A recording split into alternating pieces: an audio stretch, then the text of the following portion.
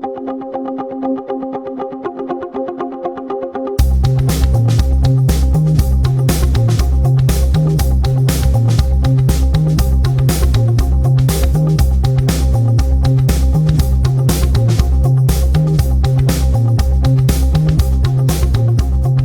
you ever read a story in the Bible and you had no idea what it was about? Or maybe you read a story and you thought, wow, this seems really deep and meaningful. It could mean 3, 4, even 5 different things all at once. Well, our goal today in learning how to read the Gospels is we're going to learn some practical tips on how to read just a single story. Things to look out for, things to be mindful of, all so we can fully understand and take away what the text really means for us today. Now remember, when it comes to reading the Gospels, there are 2 things that are always the case. One, there's something to learn about Jesus, and there is a special message or a certain message for the reader or hearer to understand. So for this example of how to read a story, we're going to use Mark chapter 4, verses 35 to 41 as our example text. Just 6 verses, I'm going to read it. It says, "As evening came, Jesus said to his disciples, 'Let's cross to the other side of the lake.' So they took Jesus in the boat and started out, leaving the crowds behind, although other boats followed. But soon a fierce storm came up, high waves were breaking into the boat, and it began to fill with water. And Jesus was sleeping at the back of the boat with his head on a cushion. The disciples woke him up shouting, 'Teacher, don't you care that we're going to drown?' When Jesus woke up, he rebuked the wind and the waves and said to the waves, 'Silence, be still.' Suddenly the wind stopped, and there was a great calm. Then he asked them, 'Why are you afraid? Do you still have no faith?' The disciples were absolutely terrified. 'Who is this man?' they asked each other. 'Even the wind and waves obey him.'" All right, so that's just a handful of verses. That is a story in Scripture. And we want to learn, why is this in here? What are we supposed to get out of it? What are we supposed to learn? Why does this section of Scripture make a difference? Well, tip number 1 in how to read a story out of the Gospels is we're going to go back to English class, and we're just going to ask the 5 W's and the H, and that is who, what, when, why, where, and how. This might seem simple, it might even seem tedious to you, but one thing with Bible study or taking in Scripture is the more we put in, the more we're going to get out. So we'll just kind of walk through this, the 5 W's and the H, with this story. So first, who's concerned? Jesus, the disciples, but also the crowds. Remember, the crowds are in that first verse. But mainly, it's about Jesus and the disciples. So what happens? Jesus and the disciples, they cross the sea. Then a storm comes up in the night, and they become afraid. So they decide to wake up Jesus, who then calms the storm. Jesus, after he does that, rebukes the disciples for their lack of faith. And then it ends with the disciples being afraid of Jesus and asking, "Who is this guy?" When does this happen? It happens in evening, but also mainly in the nighttime. Where does this happen? You can say it happens on the Sea of Galilee, but also on the Sea of Galilee, it happens in a boat. Jesus is in the stern, that would be the back of the boat. Why is all this unfolding? Well, the disciples, they were afraid because of the storm. They thought their lives were in danger. The disciples were angry. Why? Because they thought that Jesus didn't care about their livelihood. He's just sleeping in the back of the boat. And why did the storm stop? Because Jesus told it to.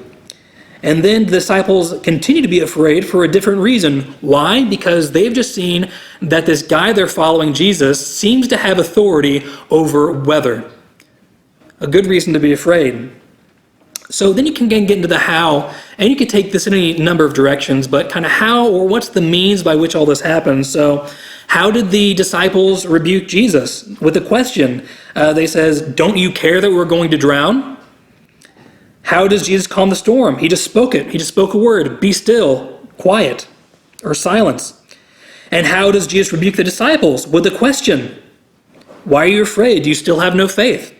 And then how do they verbalize their fear? With another question. Who is this man? So again, just kind of go through the 5 W's, who, what, when, where, why, and then how, and that will kind of help you figure out what's really important, what are some of the details to focus on. Tip number 2 is you're going to play Sherlock Holmes a little bit, and you're going to look for interpretation clues from the author.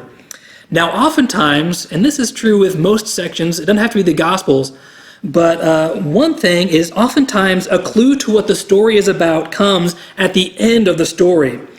So, for instance, in verse 41, at the very end, who is this man? They asked each other. Even the wind and waves obey him. That's a little clue, because that's kind of how the story ends. So if the winds and the waves obey Jesus, that means he has authority over nature or over the weather. So already that tells me that this story has something to do with the authority of Jesus and just how godlike he really is. Outside of Mark 4, if you look Luke 14:7, Jesus starts talking about a parable.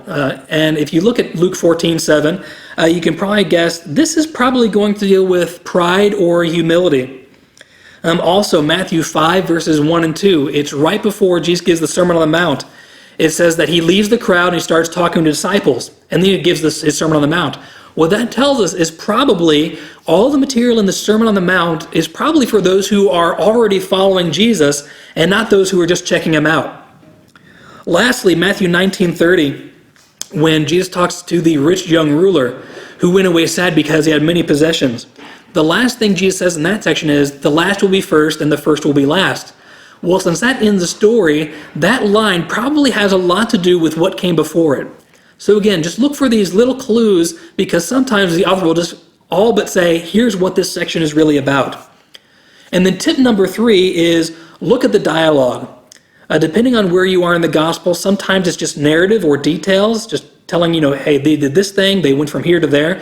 But there's also plenty of dialogue. Usually the dialogue will help you get right to the theological heart of the story.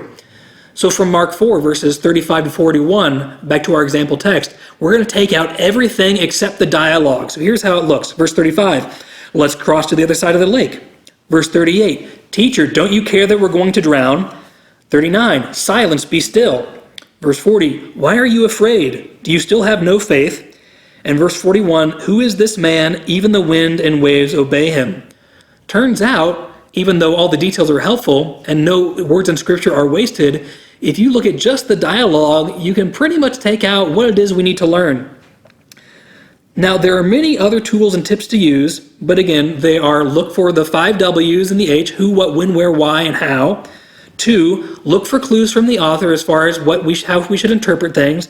And 3, look at the dialogue. Using those 3 alone, what do you think this passage in Mark 4 is about? Take some time to think about this. Consider it a homework assignment. In the next video, we're going to look at how to read a series of stories, or stories from back to back to back.